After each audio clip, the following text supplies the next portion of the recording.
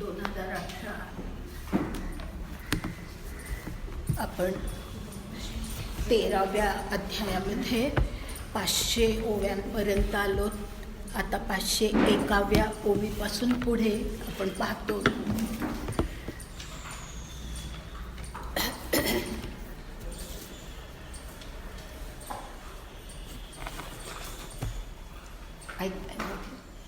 ऐकायला येतं.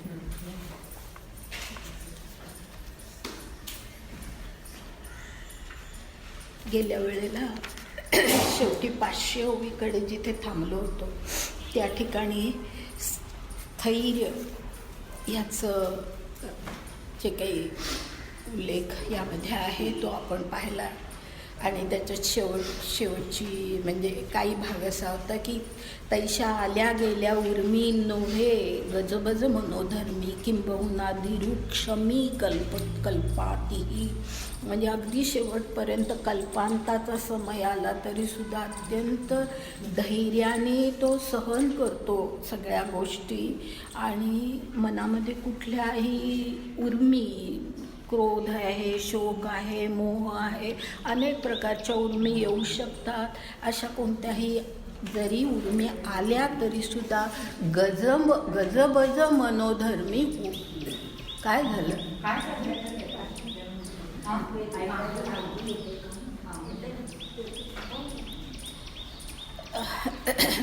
तर अशा प्रकारे तो अत्यंत ही मनाची स्थिती आहे. स्थैर्य ही मनाची स्थिती आहे. ही काही शरीर अर्थात शरीरही स्थिर पाहिजे पण मन स्थिर असणं हे जास्ती जरुरीचं असतं.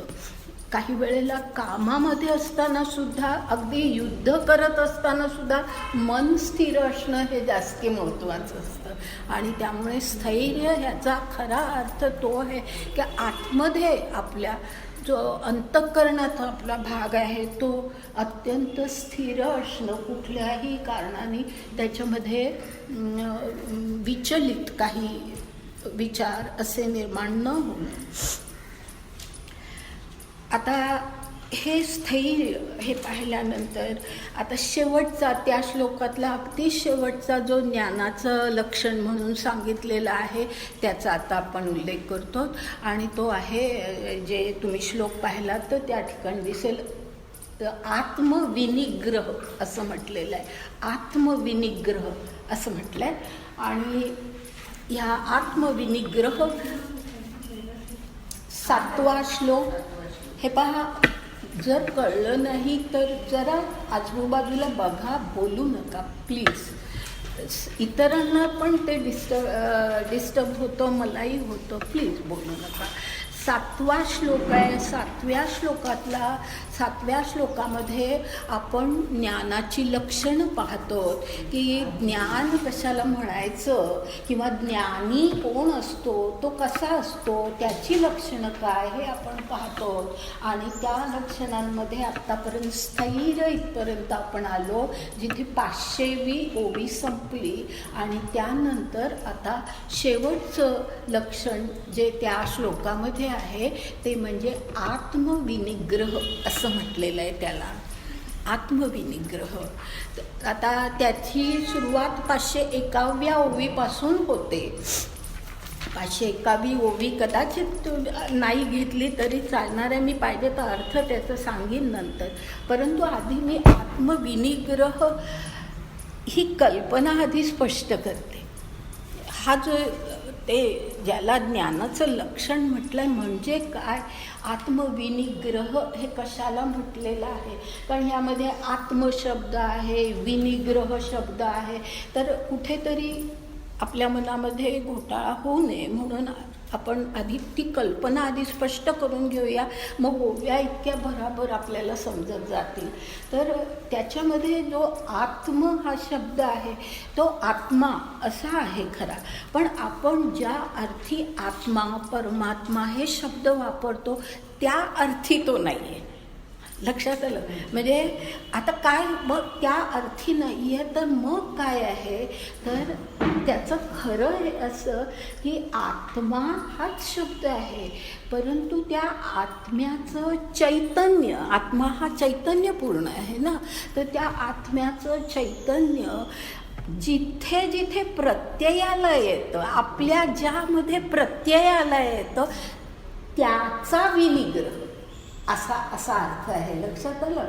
म्हणजे काय, ते हे आणखीन स्पष्ट करते की आत्म्याचं चैतन्य कशा कशात प्रत्ययाला येतं, तर अगदी शरीर, म्हणजे आता हे सगळं कशाचा विनिग्रह करायचा आहे, तर शरीर, इंद्रिय, मन, बुद्धी, अहंकार.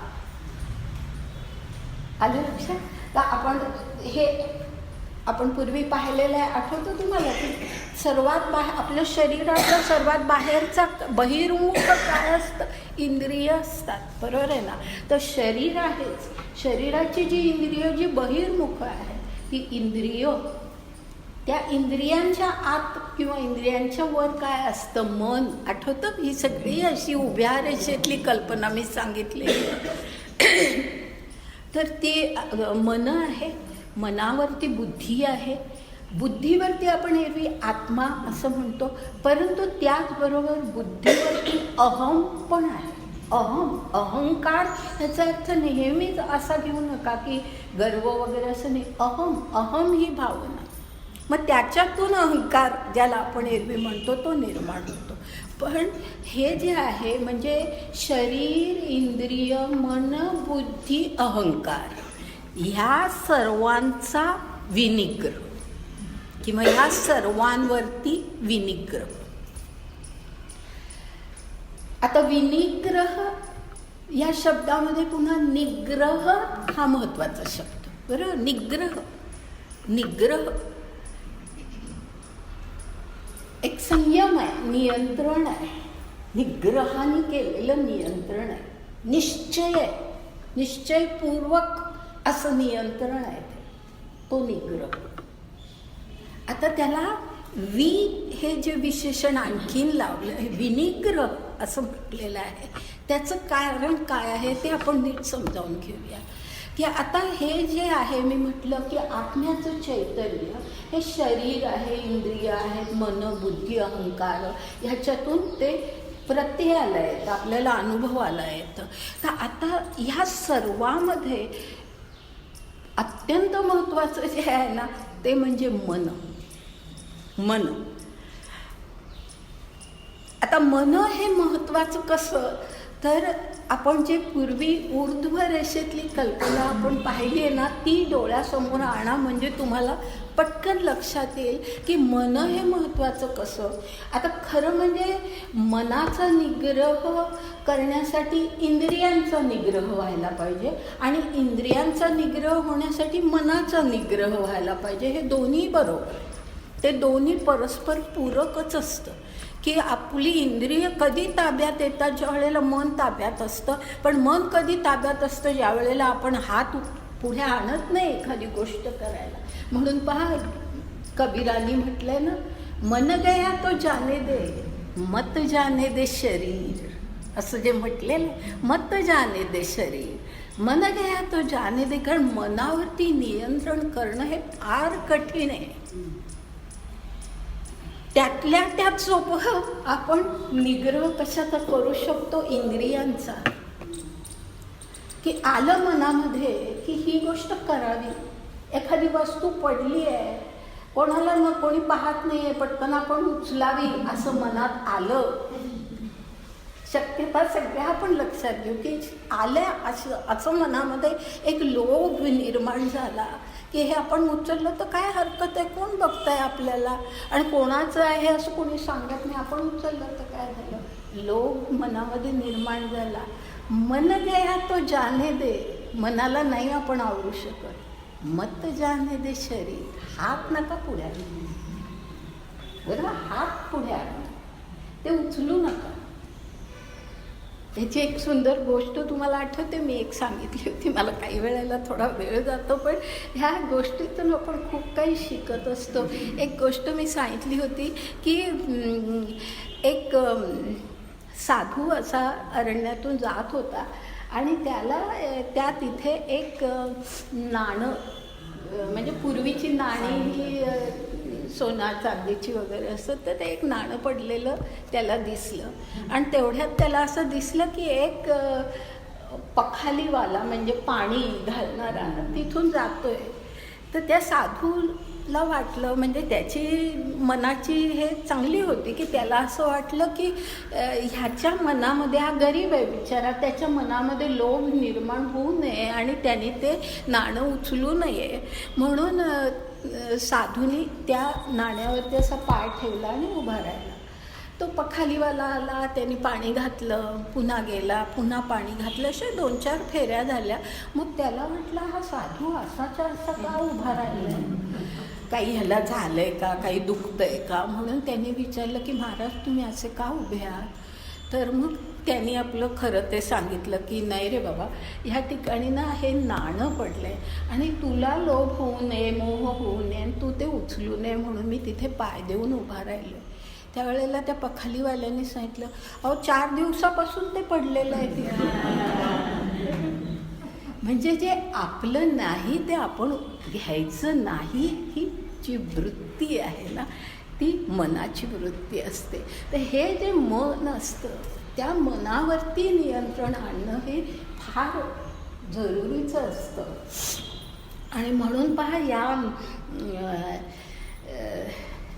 गीतेमध्ये सुद्धा मनावरती, मला वाटतं 6वा अध्याय असावा तो, 6व्या अध्यायामध्ये म्हणजे ध्यान वगैरे ह्याचं हे वर्णन करत असताना जे काही भगवंतांनी अर्जुनाला जे काही सांगितलं आहे, त्यामध्ये अर्जुनाच्या तोंडी असे हे आहे की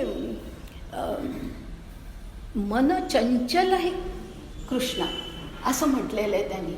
म्हणजे मन कसं आहे, ते अत्यंत चंचल आहे. तो म्हणतो मन चंचल आहे कृष्णा, प्रमाथी बलवत दृढम, असं हे म्हणजे ते प्रमाथी आहे, म्हणजे कुठल्या काय वाटेल ते प्रमाद तो घडवून आणेल अशा प्रकारचं मन आहे आणि अत्यंत चंचल आहे, अत्यंत बलवान आहे. या मनाला कसं, त्याच्यावर कसं नियंत्रण करायचं, हे अर्जुन भगवंताला म्हणतो. की जो अर्जुन, संबंध महाभारत आपण पाहिलं तर महाभारतामध्ये अर्जुनाचं वैशिष्ट्यच असं सांगितलेलं आहे की अत्यंत संयमी आणि अत्यंत मनावरती नियंत्रण असणारा असा तो अर्जुन होता. की म्हणजे त्या ज्या कथा आहेत सगळ्या महाभारतातल्या अर्जुनाच्या संदर्भातल्या, त्याच्यासमोर उर्वशी आली तरी उर्वशीचा स्वीकार त्यांनी केला नाही, किंवा त्याच्या ह्या विराट राजाने आपली मुलगी त्याला विवाहामध्ये देऊ केली, तिचा स्वीकार त्यांनी केला नाही. एवढंच नाही तर ही पण मी गोष्ट तुम्हाला एकदा खूप पूर्वी सांगितली की शंकराशी त्याचं युद्ध झालं आणि त्या युद्धामध्ये शंकराने त्याचं असं काही त्याची सगळी अस्त्र सगळं त्याचं तोडून टाकलं.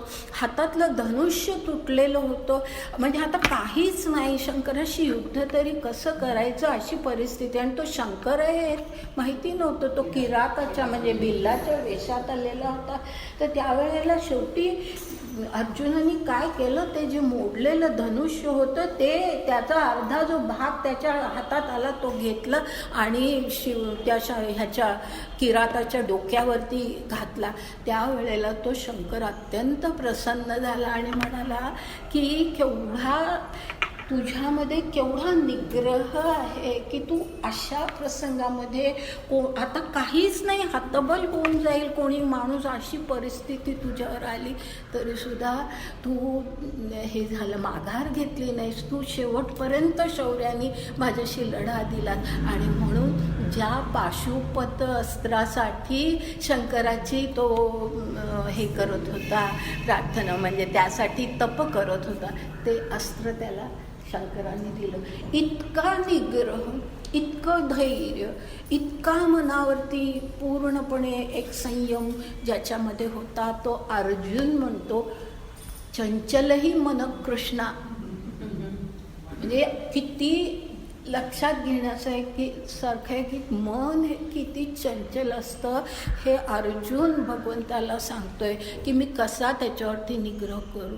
तर इतकं हे जे कठीण आहे त्या मनावरती निग्रह आणणं हे सर्वात महत्त्वाचं आहे.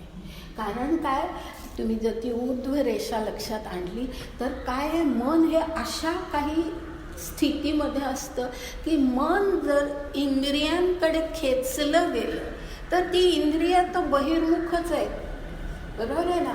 म्हणजे इंद्रियांना सगळी जगातली आकर्षणं फक्त ते मनाला पोचवतं, ज्ञान देतं, ते ज्ञानेंद्रिय आहे. तर ती ज्ञानेंद्रिय काय काम करतात, तर ते सगळं ज्ञान देतात मनाला. पण मन जर त्या ज्ञानामुळे त्या इंद्रियांबरोबर बाहेर बहिर्मुख झालं, बाहेर खेचलं गेलं, तर आपण सगळ्या वासनांमय असं जीवन आपण जगतो. आणि त्याच्या उलट ते मन, त्याच्यावरती जी बुद्धी आहे त्या बुद्धीकडे, आणि ती बुद्धी कशी आहे, विवेकबुद्धी, त्या विवेकबुद्धीकडे जर ते खेचलं गेलं मन, तर मग आपोआपच माणूस प्रगतीच्या मार्गावरती जातो. कारण ती विवेकबुद्धी मनाला आपल्याकडे खेचते. मन खेचलं गेलं की इंद्रिय पण त्याच्याबरोबर खेचली जातात, आणि मग माणसाची बहिर्मुखता कमी होऊन माणूस अंतर्मुख होतो. आणि अंतर्मुखता ही अध्यात्मामध्ये अत्यंत आवश्यक आहे. सगळी उन्नती साधायला अंतर्मुखता हवी असते. इतकं हे मनाचं महत्त्व आहे. आणि म्हणून त्या मनावरती निर्धार आणणं हे जे विशिष्ट, त्याला विशिष्ट असा निर्धार आहे, तो साधा नाही आहे. मनाला निग्रहित करणं, नियमित करणं, नियंत्रित करणं हा फार मोठा, फार महत्त्वाचा असा निग्रह आहे. म्हणून विनिग्रह, वि शब्द म्हणून आला, मनावरती ते नियंत्रण आहे म्हणून तो वि शब्द आलेले. विशेष निग्रह, विशेष निग्रह. आणि विशेष म्हणजे काय हे स्पष्ट करण्यासाठी तो मनाचा निग्रह कसा आहे मी सांगितलं. तर असं हे जे आहे, तर आत्मविनिग्रह हा त्याच्यामध्ये अत्यंत आवश्यक आहे. आणि म्हणून तो केला की ह्या आपण या सगळ्या मार्गावरती, म्हणजे ज्ञानी ज्या मार्गावरती असतो त्या मार्गावरती आपण जातो. तर म्हणून त्या इंद्रियांकडे आपण आकृष्ट न होता, किंवा इंद्रियांचे जे विषय आहेत त्याकडे आकृष्ट न होता आपण ह्या अशाकडे आकृष्ट झालो पाहिजे, उच्च स्थितीला आपण गेलो पाहिजे. म्हणून आत्मविनिग्रह असं म्हटलेलं आहे. आता आपण ओव्या पाहू, त्यातल्या एक 2-4 ओव्या आपण पाहणार आहोत. 102वी ओवी आहे बघा. त्याच्या आधीची आहे ना ती सुद्धा सांगतेच, म्हणजे सांगायला हरकत नाही. निग्रह म्हणजे कसं की एकही ठिकाणी चिकटलं की तिथे ते सोडायचं नाही, ते पक्क आपलं तो निश्चय सोडायचा नाही, ह्या अर्थाने तो निग्रह शब्द आहे. म्हणून 551 जी ओवी आहे त्याच्यामध्ये म्हटलं, आणि इसाळू जैसा घरा का दविया हातयरा न विसंबे भांडारा बद्धकू जैसा. म्हणजे या ठिकाणी ना 3 उदाहरणं दिली आहेत की इसाळू म्हणजे साप किंवा नाग. घर, ह्या पूर्वीची जी घरं होती त्या घरांमध्ये संपत्ती जमिनीच्या खाली पुरलेली असायची, आणि त्याचं रक्षण करणारे नाग तिथे असायचे. म्हणजे असं एक त्याच्यामध्ये श्रद्धा आहे की ते नाग म्हणजे त्या वंशातले पूर्वज नागाच्या रूपाने आपल्या संपत्तीचं रक्षण करतात, अशा प्रकारची एक कल्पना आहे. तर तो इसाळू जो असतो, काय वाटेल ते झालं, तो नाग ते घर सोडत नाही. नंतर का दविया हातयरा. दविया ह्याचा अर्थ योद्धा, जो युद्ध करतोय तो आपलं हत्यार कधी सोडणार नाही. तो हत्यार, कारण तेच तर त्याचं स्वतःचं रक्षण आणि जे काही विजय मिळवायचा त्याला जरूर असण्यासाठी हत्यारच जरुरी आहे. तर म्हणून तो कधी हत्यार आपलं सोडणार नाही. न विसंबे भांडारा बद्धकू जैसा. म्हणजे बद्धकू म्हणजे एक लोभी माणूस. लोभी माणूस जसा आपला खजिना, भांडार म्हणजे खजिना, आपली संपत्ती, ते कधी सारखं त्याचं लक्ष त्या तिथे असतं की आपलं सगळं सुरक्षित आहे ना. तर असं जे म्हणजे तिथून त्याचं मन कधी विचलित होत नाही, तो निग्रह, हे सांगण्यासाठी ही ओवी आहे. तसंच आता पुढची ओवी पण तशीच आहे, 102वी. एकलवतीया बाळका वरी पडवनी ठाके अंबिका, मधुविशी मधुमक्षिका लोभिणी जैशी. लक्षात आलं की एकुलतं एक आपलं बाळ आहे. तर वरी पडवनी ठाके अंबिका. अंबिका म्हणजे आई. त्याची आई कशी सतत त्याच्यावर लक्ष, ते विसर कधी पडत नाही आईला. तर वरी पडवनी ठाके अंबिका, मधुविशी मधुमक्षिका लोभिणी जैशी. म्हणजे ती मधमाशीला मधाविषयी जो लोभ असतो तो कधी सुटतच नाही, म्हणजे तिथेच ते चिकटलेले असतात. अर्जुना जो यापरी अंतःकरण जतन करी, नेदी उभो ठाको द्वारी इंद्रियांचा. म्हणजे अर्जुना याप्रमाणे जो आपलं अंतःकरण जतन करी, म्हणजे इतकं रक्षण त्याचं करतो की आपलं अंतःकरणामध्ये जराही चुकीचा विचार येता कामा नये, ह्यासाठी अंतःकरणाचं जतन तो असा करतो की नेदी उभे ठाको द्वारी इंद्रियांचा. म्हणजे ह्याचा अर्थ इंद्रियांची जी द्वारं आहेत, म्हणजे इंद्रिय बहिर्मुख आहेत ना. इंद्रिय सगळी बाहेरच्या जगातल्या विषयांकडे आकृष्ट होत असतात. तर इंद्रिय ही एक प्रकारची दारं आहे. बरोबर आहे की दारं, त्या दारातून आपली सगळी वृत्ती बाहेर पडते. तर इंद्रियांच्या द्वारामध्ये आपल्या अंतःकरणाला तो कधी, आपल्या मनाला तो कधी जायला देत नाही. नेदी ठाको असं जे, म्हणजे तिथे तो जायलाच देत नाही. आपल्या मनाला इंद्रियांच्या दारात कधी जायला देत नाही. मन कायम आवरलेलं असतं. त्यानंतर 5वी जी ओवी आहे ना, 505, त्याचा शेवटचा भाग तसाच आहे पहा. करी टेहेणी तैसी प्रवृत्तीसी. मधला भाग घेत नाही आहे मी, की टेहेणी सतत त्याची नजर असते. प्रवृत्तीसी म्हणजे आपली प्रवृत्ती बहिर्मुख होऊ नये ह्याकडे त्याची सतत नजर असते.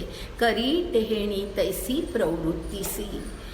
आणि मग त्याच्या पुढे अगदी शेवटी 9 आणि 10, 9, 10, 11 अशा 3 ओव्या आपण घेतोय. आणि त्या पहा. समाधीचे शेजेपासी बांधोनी घाली घ्यानेसी, चित्त चैतन्य समरसी आतुरते. म्हणजे समाधीच्या शेजेपासी बांधून घाली ध्यानेसी. म्हणजे ध्यान हे आहे ना आपलं योग, अष्टांग योग, त्याच्यामध्ये ध्यान आणि त्यानंतर शेवटचं म्हणजे समाधी. तर ते ध्यान असं लागलं पाहिजे की शेवटी समाधी अवस्थेमध्ये माणूस गेला पाहिजे. आणि समाधी अवस्था याचा कधीही चुकीचा अर्थ घेऊ नका. समाधी ही वृत्तीची समाधी असते की वृत्ती विचलित होत नाही, वृत्ती नियंत्रित असते, ती समाधीची अवस्था असते. आणि हे सर्व आपण पूर्वी पाहिलं आहे, त्यामुळे मी फार विस्तार करत नाही. तर त्या समाधीच्या शेजेपाशी, म्हणजे शेज म्हणजे शय्या, समाधीची शय्या का म्हटले तर शय्येवरती आपण पडलो, आपल्याला निद्रा लागली की आपल्याला जगाचा विसर पडतो. तर म्हणून ते समाधीच्या शेजेपासी बांधुनी घाली ध्यानेसी. ध्यान म्हणजे आता पुन्हा कधीच विचलित होत नाही. तिथे ते आता बांधूनच टाकलेलं आहे. इतकं तो आता समाधीच्या अवस्थेला पोचतो. आणि चित्त चैतन्य समरसी आतुरते, म्हणजे त्याचं जे चित्त आहे ते चैतन्य समरसी आतुरते, म्हणजे चित्त आतुरते. हे पहिल्यांदा आतू म्हणजे आतमध्ये, रते म्हणजे रममाण होतं. चित्त जे आहे ते बहिर्मुख होत नाही, चित्त अंतर्मुख होतं, आतमध्येच ते रमतं.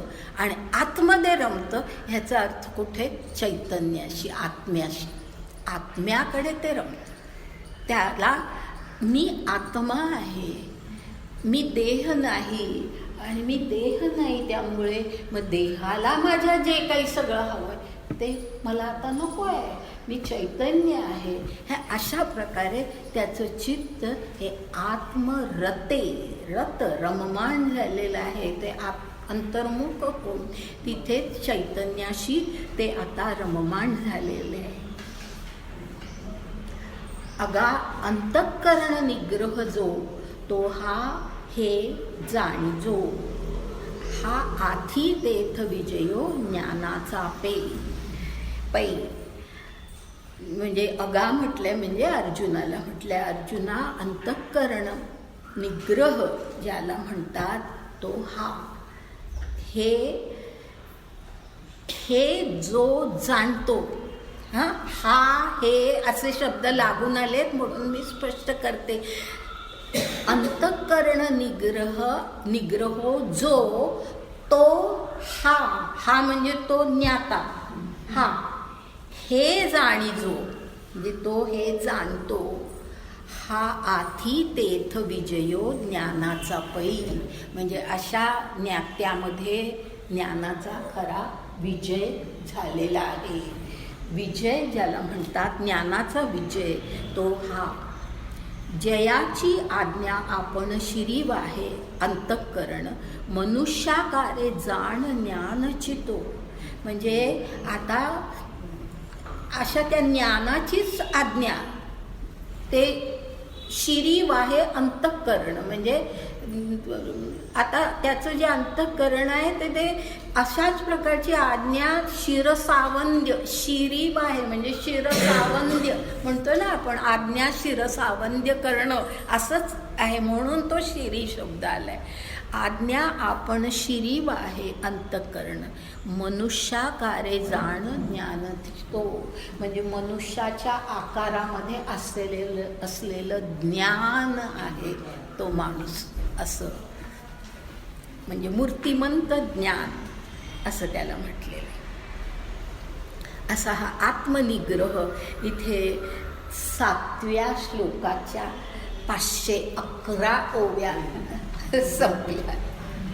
एका श्लोकासाठी ज्ञानेश्वरांनी 511 ओव्या लिहिलेल्या आहेत.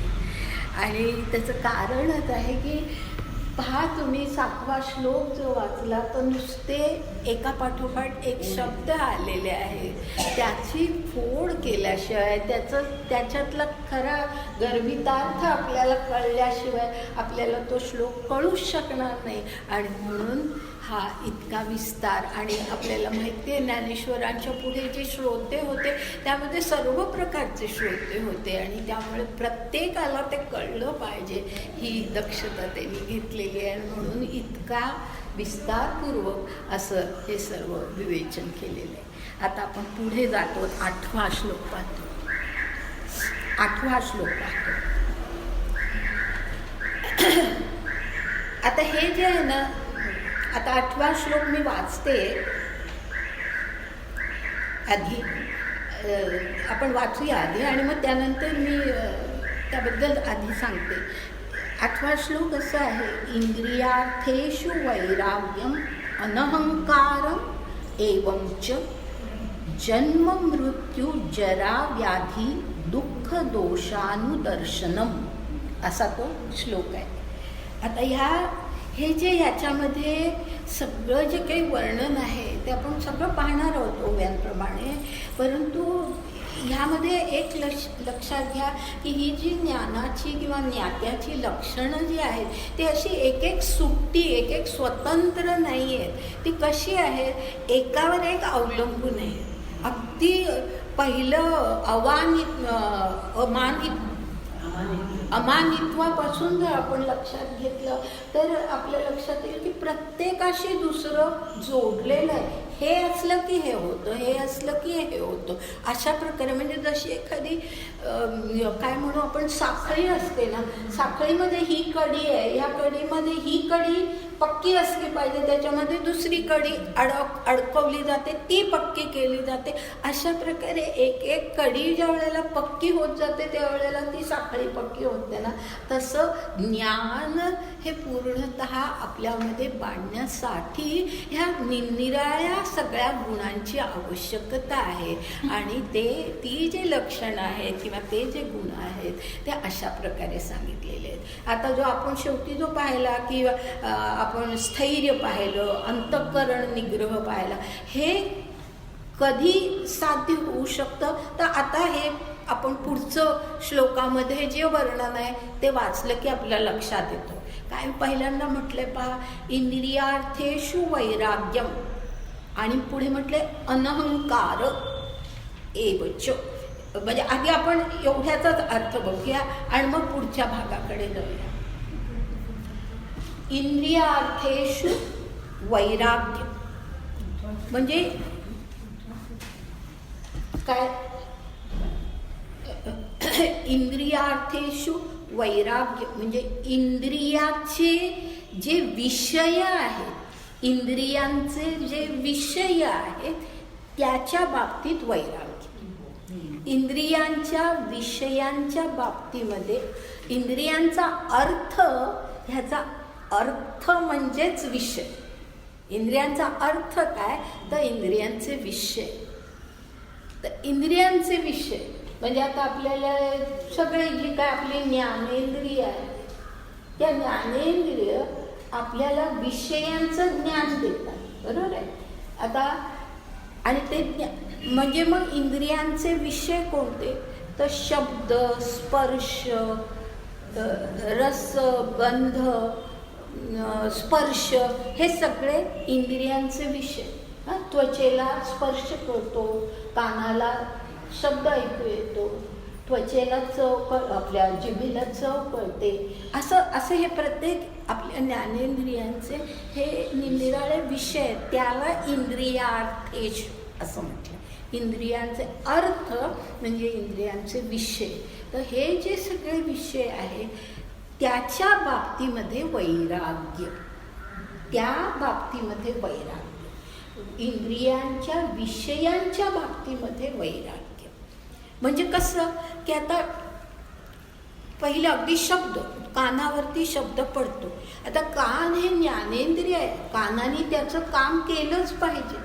जर आपल्याला ऐकू येत नसेल तर आपल्यामध्ये काहीतरी दोष आहे. आणि कान हे त्याचं जे काम आहे ऐकण्याचं, श्रवणाचं, ते श्रवण करणारच कान.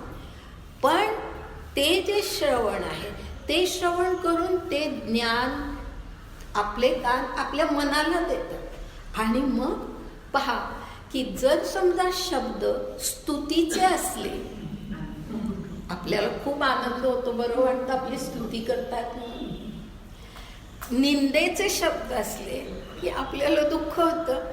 म्हणजे आता हे जे सुख दुःख हे जे निर्माण होतं ते कान निर्माण करत नाही, मन निर्माण करत. म्हणजे म्हणून त्याला वैराग्य जे आहे ते खरं त्या मनाचं वैराग्य आहे. वैराग्य कसलं, मनाचं. एखादा स्पर्श खूप चांगला वाटला म्हणून तो पाहिजे, किंवा एखादी जीभ आपल्याला चवीचं ज्ञान देणारच. जर देत नसेल तर काहीतरी आपल्या जिभेमध्ये दोष निर्माण झालेला आहे. पण जीभ चवीचं ज्ञान देते. पण एखादा पदार्थ आवडला की तो किती खावा ह्याचं नियंत्रण शेवटी आपल्या मनाचं नियंत्रण असतं. तर अशा प्रकारे इंद्रियार्थेषु वैराग्य, वैराग्य हा जो शब्द आहे ना तो वितराग असा आहे. वितराग वैराग्य हा शब्द वितराग असा आहे. वित म्हणजे सोडायचं, नसणं किंवा त्याचा अभाव. वित. राग. राग म्हणजे क्रोध नव्हे, राग म्हणजे हवंसं वाटणं. राग आणि द्वेष आपण पाहिलंय ना, राग द्वेष. राग म्हणजे हवंसं वाटणं, द्वेष म्हणजे नकोसं वाटणं. हे ज्या आपल्या प्रवृत्ती असतात तर ते वितराग म्हणजे एखादी गोष्ट हवी वाटली, हे मनावरती आहे. ज्ञान दिलं आपल्याला इंद्रियाने, पण ते हवं वाटणं, नकोसं वाटणं. राग आणि द्वेष हे नको म्हणजे नको. आता अर्जुन म्हणतोय मी नाही युद्ध करणार, हे त्याच्या मनाचं, त्याच्या बुद्धीचा भाग आहे. ते काही कदाचित विचार करा की समोर त्याला भीष्म द्रोण हे न दिसता जर दुर्योधन दुःशासन कर्ण हेच फक्त दिसले असते तर तो म्हणाला असता मी युद्ध करणार म्हणून. बरोबर आहे की अशी शक्यता आहे ना की आपल्याला समोर काय दिसते याचं ज्ञान आपल्याला डोळे देत आहे, पण ते यांच्याबद्दलच्या ज्या प्रवृत्ती आहेत त्या आपल्या मनामधल्या आहेत, आपल्या बुद्धीमधल्या आहेत, आपल्या अहंकारामधल्या आहेत. हे जे आतलं आहे ते अंतःकरणाचा भाग आहे आणि तो त्याच्यावरती वैराग्य हे. आणि अनहंकार हे पण मी आधी स्पष्ट करते आणि मग पुढे जाते. अनहंकार म्हणजे किंवा आता इंद्रियांचंच आपण हे पाहूया की इंद्रियांचं सुद्धा जे आहे ना, इंद्रियार्थेषु वैराग्य असं जे म्हटलेलं आहे. काही बाबतीमध्ये हे इंद्रियां मागे एक श्लोक आलेला आहे पहा, मात्रा स्पर्शात तू कौंतेय सुख दुःखदा आगमापायिनो अनित्य असं म्हटलेलं आहे त्या ठिकाणी. म्हणजे मात्रा म्हणजे काय, इंद्रिय. इंद्रियांचे जे स्पर्श आहेत, मात्रा स्पर्शात तू कौंतेय म्हणजे अर्जुना, ह्या इंद्रियांचे जे स्पर्श म्हणजे इंद्रिय जे आपल्याला ज्ञान देतात, त्याचे जे आपल्याला आतमध्ये त्याचं हे निर्माण होतं मनामध्ये, ते कसं त्यात काय निर्माण होतं, सुख दुःखदा. ते आपल्याला कधी सुखाचं वाटतं, कधी ते आपल्याला दुःखाचं वाटतं. अशा निराळ्या प्रकारे ही इंद्रिय आपल्याला सुखात आणि दुःखात लोटतात आणि ती पुन्हा कशी असतात, आगमापायिनो अनित्य म्हणजे ती कधी येतात कधी जातात. सुख तरी कायमचं आहे का, कुठलंही सुख अगदी खूप आवडीचा पदार्थ आहे म्हणून किती खावा शेवटी तो नकोसा होतो. बरोबर आहे ना, अगदी खूप आवडतो म्हणून आपण खूप खाल्ला तरी शेवट असा होतो, नको वाटतं, दुःख वाटायला लागतं. म्हणजे आगमापायिनो अनित्य आहे हे सगळं, कधी येतं कधी जातं, असे सगळं अनित्य आहे. असा श्लोक आपण आधी पाहिलेला आहे. हां, ते जे आहे ना ते ह्या ठिकाणी आहे. म्हणजे आपल्याला वैराग्य ह्याचा अर्थ हा अशा प्रकारे घ्यायचा आहे की आपल्याला त्या इंद्रियांच्या विषयांचं स्वरूप आपल्याला कळलं पाहिजे. इंद्रियांचे विषय कसे आहेत तर ते अनियमित आहेत, ते नित्य सुखाचेच असतात असं नाही, त्याच्यातून दुःखही निर्माण होतं. हे त्याचं जे खरं स्वरूप आहे ते आपल्याला कळलं पाहिजे. हे वैराग्य ह्या कल्पनेमध्ये तो भाग आहे. म्हणजे वैराग्य ह्याचा अर्थ सगळं टाळायचं असं नाही, सगळंच टाळायचं. म्हणजे कुठल्याच आपल्या इंद्रियांच्या विषयांशी आपला संबंधच यायला द्यायचा असं नाही आहे. माणूस जगणारच नाही त्याच्याशिवाय. माणूस जगण्यासाठी ते आवश्यक आहे, परंतु ते किती प्रमाणात, कधी घ्यायचं. तर भूक लागली म्हणून इथे बसून आपण खात नाही, बरोबर आहे ना. भूक लागली तरी आपण घरी जाऊन खाऊ, झोप आली तरी इथे टाळायची असते. तर हे जे आहे तर ह्या सगळ्या साहजिक गोष्टी आहेत, परंतु त्या आपण अशा वैराग्य ह्याचा अर्थ की पूर्ण टाळणं, त्याचं स्वरूप लक्षात घेऊन ते कधी सुख देणार आहे, कधी दुःख देणार आहे, ते अनित्य आहे, कधी येतं कधी जातं, हे सगळं आपण त्याचं स्वरूप लक्षात घेऊन आपण त्याचं त्या बाबतीमध्ये आपलं वर्तन केलं पाहिजे. एवढा मोठा अर्थ ह्यामध्ये आहे. आता त्यानंतर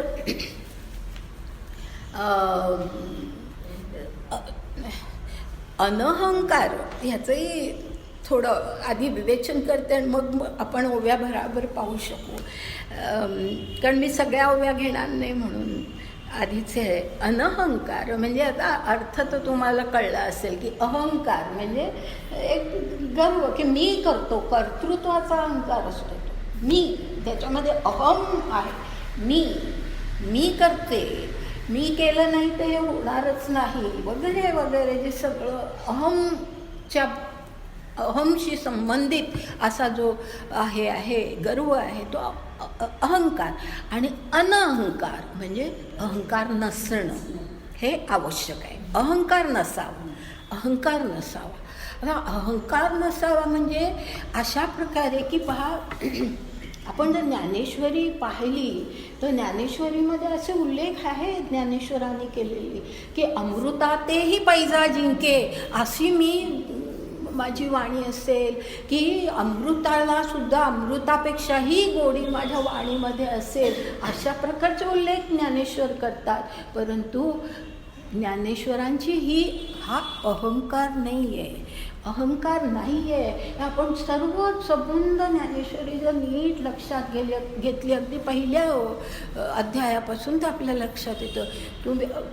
तुम्हाला आता आठवत नसेल कदाचित, परंतु पहिल्याच सुरुवातीच्याच अध्यायामध्ये ते ज्या वेळेला सांगतात की मी गीतेचं निरूपण करण्याचा प्रयत्न करतोय, तो मी किती लहान आहे, मी किती क्षुद्र आहे आणि गीता काय महान आहे, म्हणजे माझ्यामध्ये तेवढी हे नाही क्षमता, तरीसुद्धा हे मी एक काम करतोय. आणि ते सांगण्यासाठी एक फार सुंदर ओवी ज्ञानेश्वरांची. टिटिभू चाचूवरी मापसुये सागरी. आठवतंय? टिटिभू चाचूवरी मापसुये सागरी, मी नेणतो तैसाही प्रवर्ते इथं, असं ते म्हणतात. म्हणजे टिटिभू म्हणजे टिटवी, एवढासा पक्षी टिटवी. सागर आहे, एवढा प्रचंड मोठा सागर आहे आणि सागराचं पाणी आपल्या चोचीने मापसूये म्हणजे ती एक एक थेंबानी ते उचलणार आणि मग ते किती आहे ते मोजणार. हे टिटवीनी करावं. म्हणजे किती अशक्य गोष्ट आहे की टिटवी एवढा पक्षी आणि सागराचं काय मोजणार तिच्या चोचीनी एवढं पाणी. टिटिभू चाचूवरी मापसूये सागरी, मी नेणतो तैसाही म्हणतात ते की मी तसा नेणतो आहे. मला ज्ञान नाही आहे, मी नेणता आहे, मला कळत नाही आहे. ज्ञानेश्वर म्हणतात मी नेणता आहे, प्रवर्ते इथं, पण तुमच्या पुढे मी बोलतो आहे. हा अनहंकार आहे की मी करतो असं त्यांनी म्हटलेलं नाही आहे. प्रत्येक ठिकाणी निवृत्तीदास असं ते स्वतःला म्हणतात की निवृत्तीच्या मुळेच हे सगळं शक्य झालेलं आहे, नाहीतर माझ्यामध्ये ही क्षमता नाही आहे, हे ज्ञानेश्वर म्हणतात. किंवा तुकाराम म्हणतात की माझी बळे नाही मी बोलत, सखा कृपावंत वाचा त्याची. ज्ञानेश्वर आपलं तुकारामांनी हे म्हणावं की ज्यांचे अभंग म्हणजे असे आहेत की एक एक अभंग आपण समजावून घेऊन आपल्या आचरणात आणणं हे खरोखर आपण उन्नतीच्या मार्गावर जाण्याचं एक फार मोठं साधन आहे. असे काही अभंग त्यांनी लिहिलेले आहेत तुकारामांनी. आणि ते म्हणतात की माझी बळे नाही मी बोलत, सखा कृपावंत वाचा त्याची. किंवा त्यांनी म्हटलंय धन्याचा तो माल, फोडिले भांडार, धन्याचा तो माल, मी तो हमाल भारवाही. धन्याचा तो धनी कोण? तो ईश्वर. ईश्वराचं सगळं ज्ञान आहे, हे ईश्वराने निर्माण केलेलं आहे, हे त्याचंच ज्ञान आहे. ते ज्ञान, त्या ज्ञानाचं हे सगळं भांडार आहे. फोडिले भांडार, मी तो हमाल म्हणतात की मी तुम्हाला हे जे अभंगातून ज्ञान देतोय ते काय आहे, तर मी हमाल आहे. ते तिकडचं धान्य घेऊन पोती भरभरून तुमच्या पुढे आणून मी टाकतोय. काय केवढा मोठेपणा आहे. मी तो हमाल भारवाही हे तुकारामांनी म्हणावं. हा अनहंकार असतो, हा अनहंकार असतो. मी कर्तृत्वाचा मद नाही. कुठेही कर्तृत्व मी करतो हे कुठेही नाही. ते त्याला थोरपण म्हणतात, त्याला मोठेपण म्हणतात. हे जे मोठेपण आहे हे अशा या संतांमध्ये असतं. तर हे अनहंकाराची वृत्ती आहे. आणि अशी ही अनहंकाराची वृत्ती हे ज्ञानाचं लक्षण आहे. हे ज्ञानाचं लक्षण आहे. म्हणजे पहिलं सांगितलं इंद्रियार्थेषु वैराग्य, दुसरं सांगितलं अनहंकार एवच. म्हणजे हे आलं पाहिजे. आणि त्याच्या पुढे जे आहे जन्म मृत्यू जरा व्याधी दुःख दोषांवर अनुदर्शन, हे ओव्यांमध्ये आपण स्पष्ट करू. इथे फक्त एवढंच सांगते की आणखी ज्ञानाचं लक्षण काय, तर जन्म होणं मृत्यू येणं, हे जन्म मृत्यूचं चक्र चालूच राहणार आहे राहटगाडग्यासारखं. तर हे जे आहे ते जन्म मृत्यू जरा म्हणजे म्हातारपण येणारच आहे, व्याधी होणारच आहेत, कुठली ना कुठली दुःख होणार आहेत, दोष निर्माण होणार आहेत. पण त्याचं अनुदर्शनम असं म्हटलेलं आहे. आणि तो अनुदर्शनम हा फार सुंदर शब्द आहे त्या श्लोकातला, जो अर्थ आपण पुढे ओव्यांमध्ये आणखीन स्पष्ट करूया. पण अनुदर्शन ह्याचा खरा अर्थ आहे यथार्थ दर्शन, योग्य दर्शन. त्याचं योग्य दर्शन झालं पाहिजे. आता योग्य म्हणजे काय, यथार्थ दर्शन म्हणजे काय, हे आपल्याला ओव्यांमधून स्पष्ट होईल, तिथे पाहूया. पण हा श्लोकातला हा शब्द फार सुंदर आहे. अनुदर्शन, चांगलं योग्य असं दर्शन, यथार्थ दर्शन त्याचं झालं पाहिजे. हे सगळं घडणार आहे आयुष्यामध्ये, पण त्याचं आपण त्याच्याबद्दलची जाणीव, त्याच्याबद्दलची आपली वृत्ती ही योग्य प्रकारची असली पाहिजे, असा तिथे अर्थ आहे. आता आपण काही ओव्या पाहूया. ते 12वीचं नाही, 12वी ओवी पहिली जी आहे ती. आणि विषयाविखी वैराग्याची निकी पुरवणी मानसिकी जिती आथी असं म्हटलंय. आता विषयाविखी, विखी याचा अर्थ विषयी, विखी विषयांविषयी म्हणजे विषय जे भोग विषय असतात, इंद्रियांचे जे भोग विषय असतात त्यांच्याविषयी, विखी म्हणजे विषयी, त्यांच्याविषयी वैराग्याची निकी म्हणजे अगदी पूर्ण वैराग्य. पूर्ण याचा अर्थ की योग्य त्या प्रकारे असं वैराग्य असलं पाहिजे, योग्य असं वैराग्य त्या बाबतीमध्ये असलं पाहिजे. आणि म्हणजे कुठल्याही आसक्तीला बळी पडू नये असा खरा अर्थ. की आसक्ती मनामध्ये निर्माण होऊ नये की हे मला पाहिजे म्हणून त्याच्या मागे लागणं, लोभ मोह ह्याच्या मागे लागू नये. वैराग्याची निकी म्हटलेलं आहे ते, त्याचा अर्थ तो आहे. आणि पुढे जे आहे पुरवणी मानसिकी जिती आथी, ह्याचा अर्थ अशा वैराग्याचा जिती ह्याचा अर्थ जिवंत पुरवठा सतत मनामध्ये होत असतो. अशा वैराग्याचा जिवंत पुरवठा सतत मनामध्ये होणं. हा जिती आथी, जिती म्हणजे जिवंत आणि पुरवणी म्हणजे पुरवठा वैराग्याचा, अशा वैराग्याचा म्हणजे हे आपल्याला नको अशा प्रकारच्या या वृत्तीचा पुरवठा म्हणजे संपणार नाही. ती वृत्ती कधी कुठे संपणार नाही, त्याचा पुरवठा होतच राहणार. मन इतकं, अंतःकरण इतकं काही शुद्धतेला पोचलं पाहिजे की हा वैराग्याचा असा हा पुरवठा मनामध्ये जिवंत पुरवठा असा हा सातत्याने होत राहिला पाहिजे, असं त्या ओवीमध्ये म्हटलेलं आहे. जिती आथी म्हणजे जिवंत पुरवठा. जसं असतं ना की नदीचं पाणी सागराला मिळतं, तर मिळतं म्हणजे तिथे थांबत नाही ना, तर मिळालं पण मागून पुरवठा होतच राहतो ना, बरोबर आहे की नाही? मागून पुरवठा येतच असतो, नदी वाहतच असते, नदी पुढे पुढे पुढे पाणी येतच असतं आणि सागराला मिळतच असतं. तो जिवंत पुरवठा. म्हणून मी मुद्दाम उदाहरण देतो, तो जिवंत पुरवठा की त्याच्यामध्ये थांबलं नाही आहे, कुठे हे झालं नाही, जिवंत म्हणजे सातत्याने होणारा असा पुरवठा, असा वैराग्याचा पुरवठा मनामध्ये सतत असतो. म्हणजे जे मी परवा म्हटलं की कधीतरी आपल्याला झटका येतो, तसं नको, वैराग्याचाही झटका येतो की छे छे छे आता नको, हे असं कधीतरी वाटतं. पुन्हा आपण आपल्या याला जातो, पूर्वस्थितीला जातो. तर तसं नाही, हा जिवंत पुरवठा आहे वैराग्याचा. आता मधल्या काही ओव्या सोडूया आता, कारण तुम्हाला अर्थ कळलेला आहे, श्लोकावरून अर्थ पूर्ण कळला आहे असं मी गृहीत धरते. तुम्ही ओव्या वाचल्या तरी फार खूपशी उदाहरणं त्यांनी दिली आहेत आणि म्हणून माझ्याने फार बोलवत नाही म्हणून मधल्या काही गोष्टी गाळते.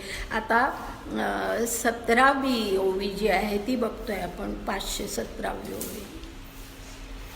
म्हणजे काही ठिकाणी माझ्या लक्षात येतं की हे शब्द चुकीचा अर्थ त्याचा घेऊ नये म्हणून अशा मी ओव्या टाळत नाही.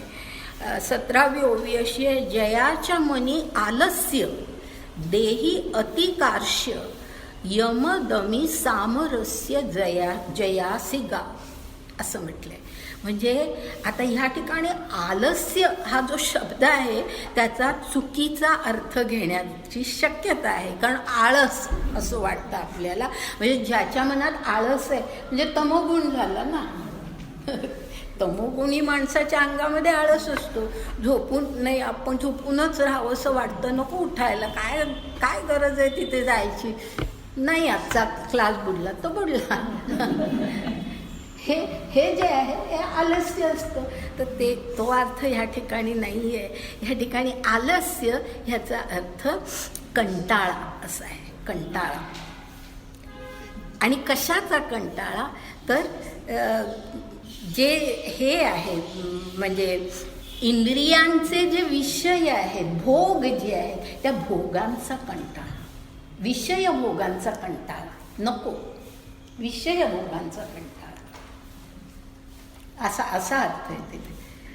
आलस्य अशा अर्थाने शब्द वापरलाय. आलस्य म्हणजे आळस, तसा आळस नव्हे, पण आळस्य म्हणजे असा कंटाळा की नको आता हे भोग, तर असा त्याला कंटाळा आलेला असतो.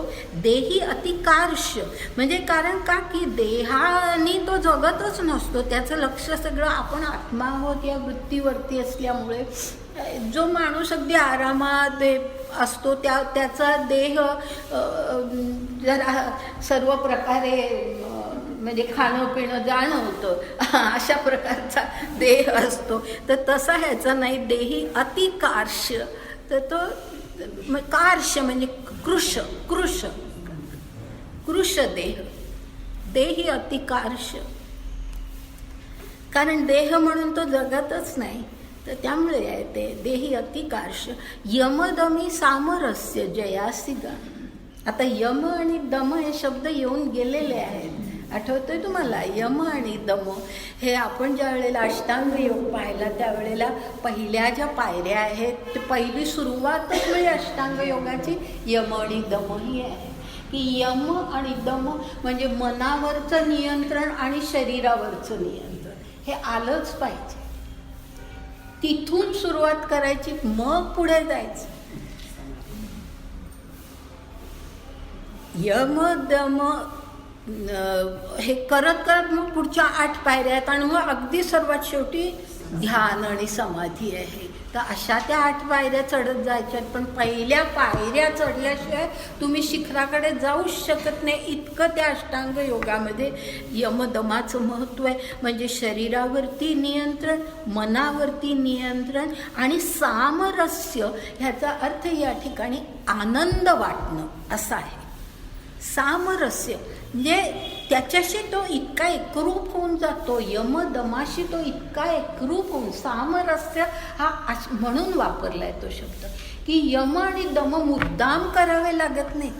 की नाही नाही हे आपण करू नये असं मनाला किंवा शरीराला मुद्दाम नियंत्रण करण्याची वेळच येत नाही. तो त्याच्याशी समरस होऊन गेलेला असतो. म्हणून सामरस्य शब्द घातलेला आहे. म्हणजे सामरस्य म्हणजे तोच त्याचा आनंद आहे की यम आणि दम म्हणजे शरीरावरती नियंत्रण की नाही. मग अशी मी जसं सांगितलं की हे करायचं नाही, एकदा ठरवलं की नाही, आपला हात पुढे गेला नाही पाहिजे.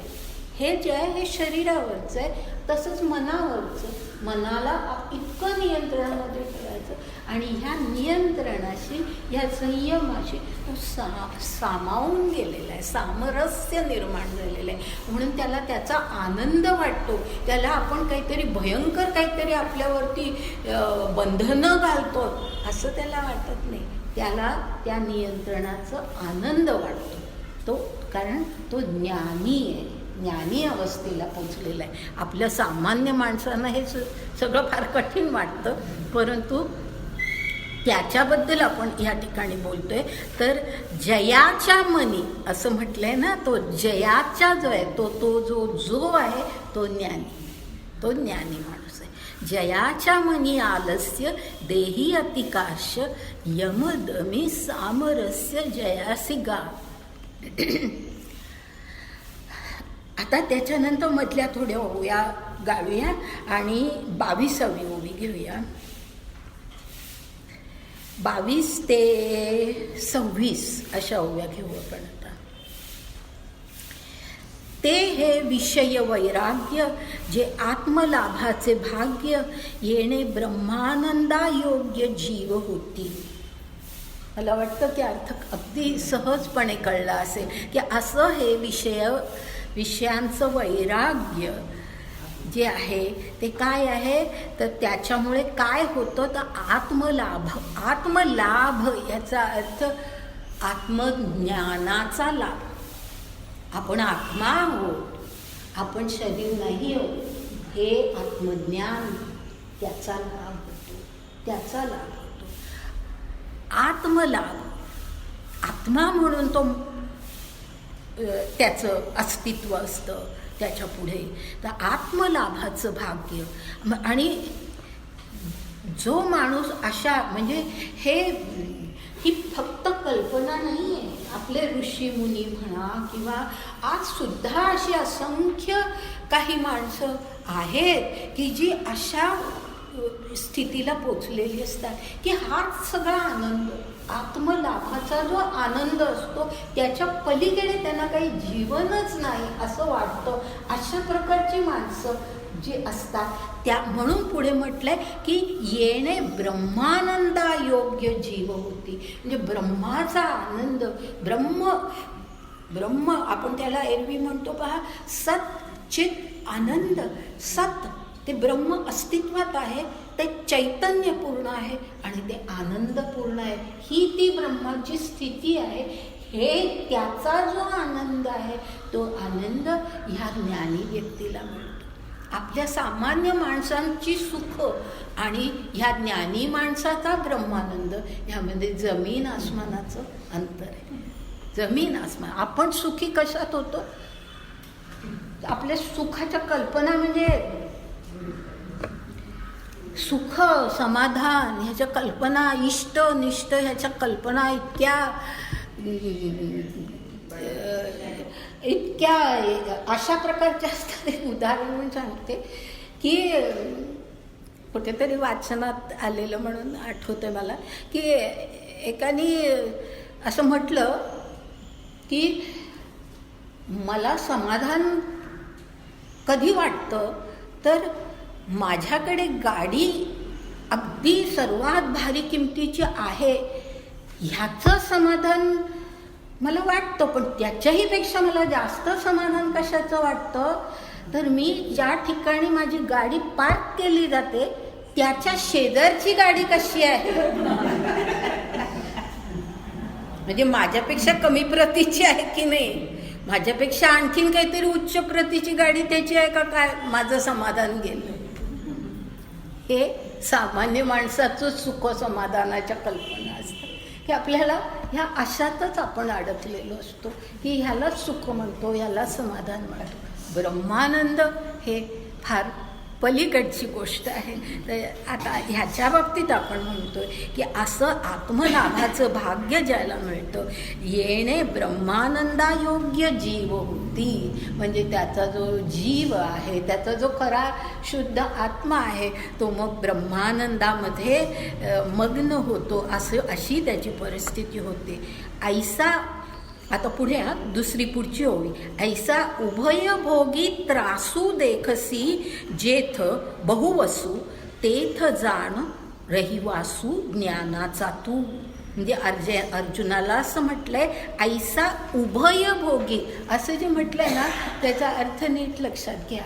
उभय भोग म्हणजे दोन प्रकारचे भोग आहेत. उभय म्हणजे दोन प्रकारचे भोग, ऐहिक भोग आणि पारलौकिक भोग. पारलौकिक म्हणजे स्वर्ग सुख, मोक्ष वगैरे, म्हणजे मृत्यूनंतर आपलं काय होणार ते पारलौकिक झालं, ते पारलौकिक भोग. आणि ऐहिक भोग म्हणजे ह्या जगामधले आपल्याला मिळणारे सगळे विषय भोग, ते म्हणजे ऐहिक आणि पारलौकिक, लौकिक आणि पारलौकिक अशा दोन्ही उभय भोगी त्रासू देखसी जेथ बहुवसू, ज्याला त्याचा त्रासू म्हणजे कंटाळा, ऐहिक भोगामध्येही त्याचं मन नाही आणि परलोकाचाही त्यांनी विचार, म्हणजे त्याच्या मोक्षप्राप्तीसाठी तो तसा वागतोय असं नाही. तुकारामांनी म्हटलंय, भगवंताला म्हटलेलं आहे, मोक्ष तुझा तुझ्याकडे राहू दे. ओवी आहे, मला आता बरोबर शब्द आठवत नाही, पण अशा प्रकारची ओवी आहे त्यांची.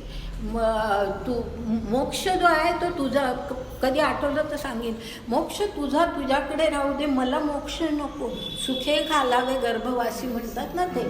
पण ती ओवी वेगळी आहे, तो अभंग वेगळा आहे. आणि मोक्ष राहू दे तुझा तुझ्यापाशी, अशा प्रकारची एक ओवी आहे, आठवली की मी नंतर सांगेन. पण म्हणजे मोक्षाचा सुद्धा विचार नाही, मला ह्या जगामध्ये तुझी भक्ती मला सतत करता येऊ दे, आणि ह्या सगळ्या लोकांना मला जे काही त्यांची हे पाहवत नाही, मला असे काही कनिष्ठ पातळीला गेलेली सगळी माणसं आहेत की त्यांची ही सगळी परिस्थिती मला पाहवत नाही. बुडती हे जन देखवेना डोळा असं एक आहे.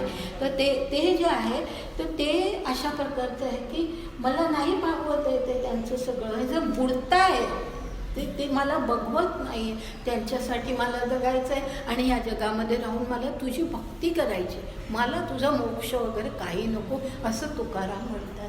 म्हणजे परलोकाची सुद्धा इच्छा नाही, कारण शेवटी ती पण इच्छा आहे ना, ती सुद्धा इच्छा आहे, ती सुद्धा अपेक्षा आहे की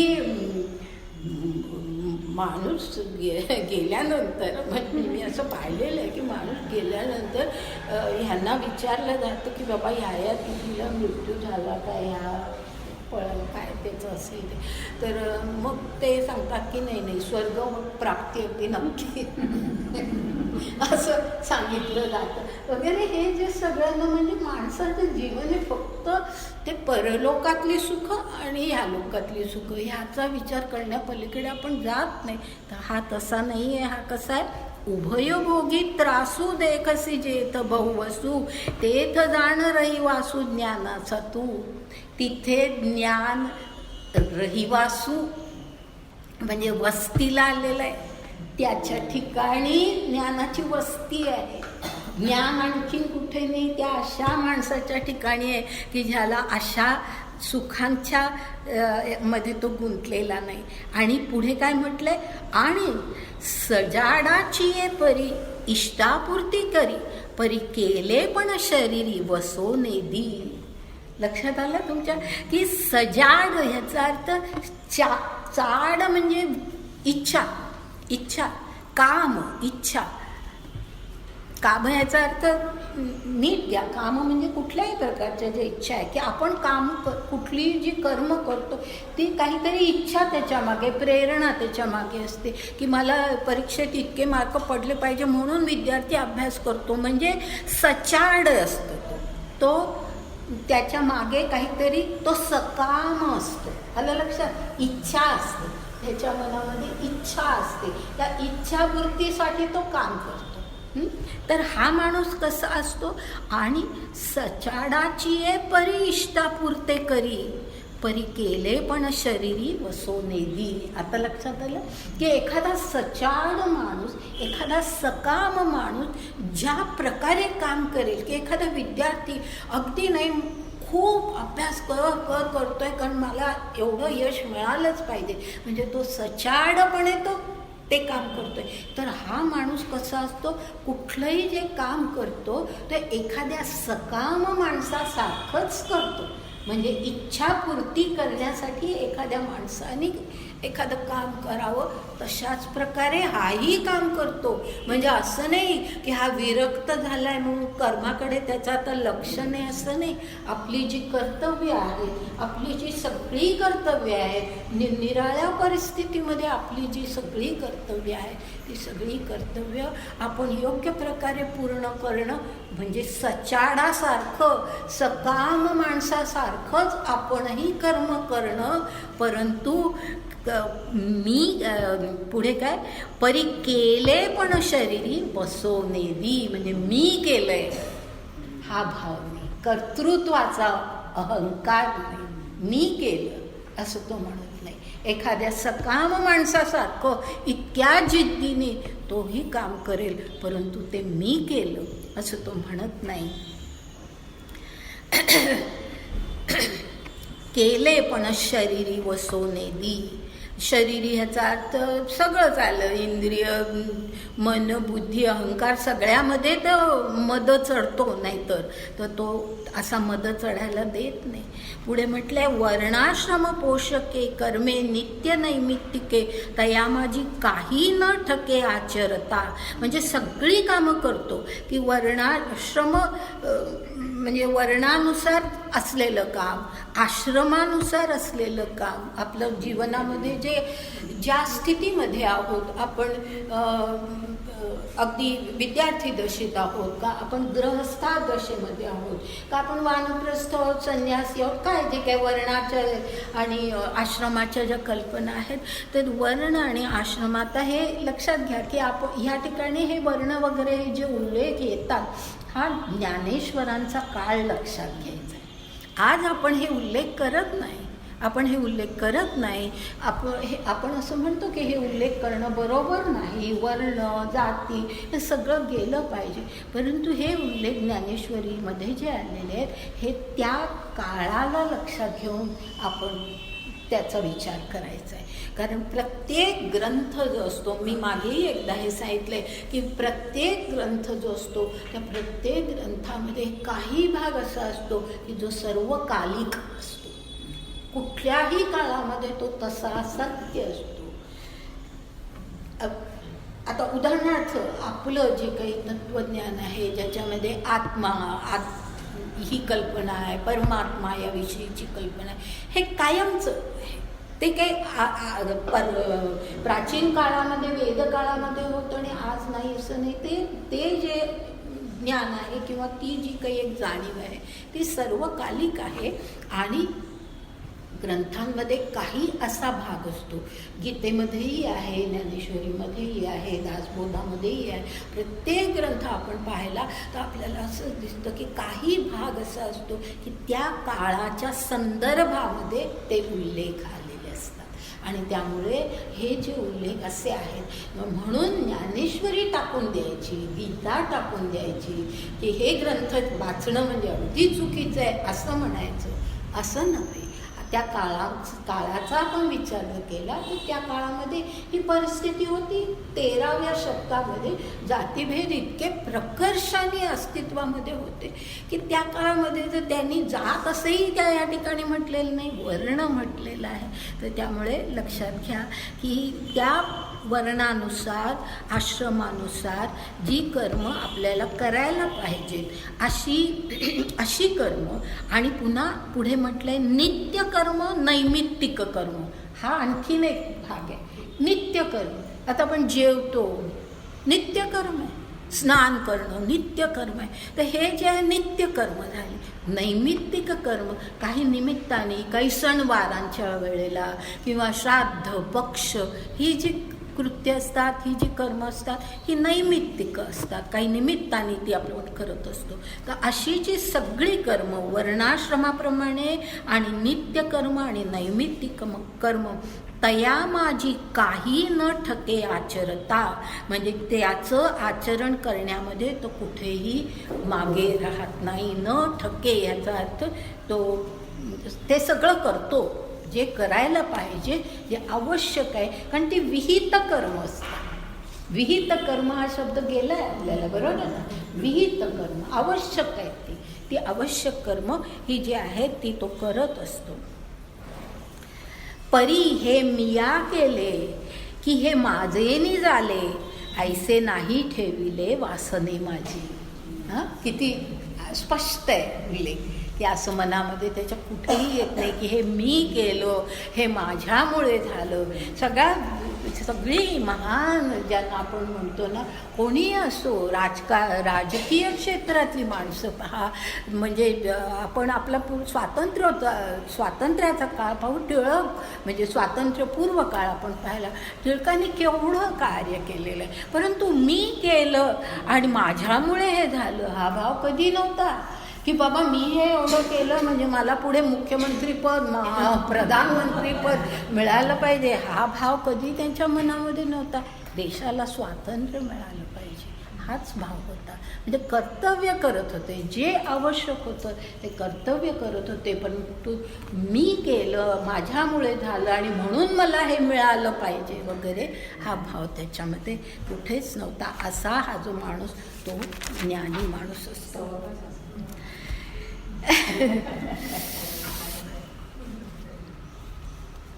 थांबूया आपण, मलाही जरा दमायला होतं.